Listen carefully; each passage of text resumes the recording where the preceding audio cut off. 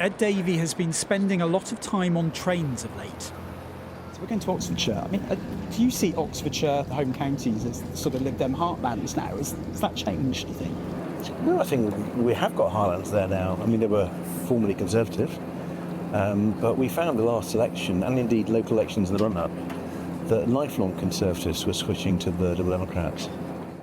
The Lib Dems now want to replicate that at the local elections with a pitch as the voice of Middle England.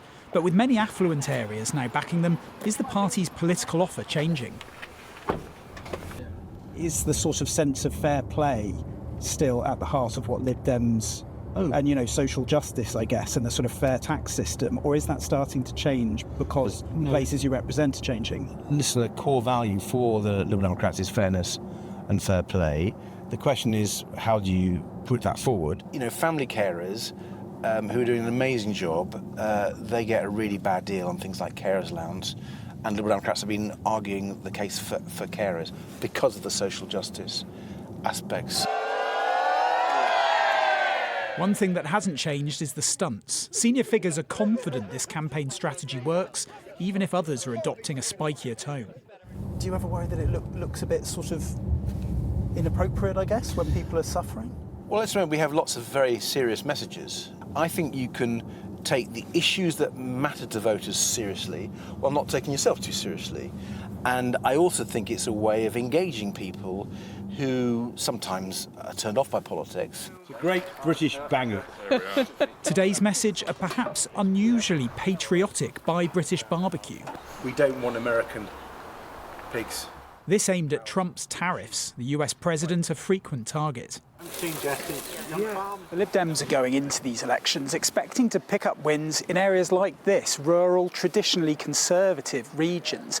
When you talk to people in the party, they're almost astonished the Tories aren't more worried by them. But you do have to wonder, with so much anger in the country right now, will there come a time where the fun has to stop? See you later. Bye. Lib Dem MP Bobby Dean meets plenty of anger in his South London seat. Somebody who's quite frustrated. I mean, she started off saying that, you know, she doesn't really trust any politicians. It's Nigel Farage's Reform Party chasing the Lib Dems in this ward by also appealing to voters who feel let down. A lot of people who are considering reform are just people that have kind of lost a bit of faith in politics, and we've been pretty good at, particularly in this London Borough of Sutton, restoring people's faith in politics street by street. Back on the farm and a new form of transport. A breezy tone, as ever. It seems like you're trying to be the nice guy in politics, but do you think people want a nice guy? Don't they want an angry guy? Well, I think you need to put your views in a measured way. I think if you're just angry the whole time, you're not very constructive. I've set the Liberal Democrats the target of being the best opposition to the Labour government in this Parliament by the way we conduct ourselves and by the issues we take up.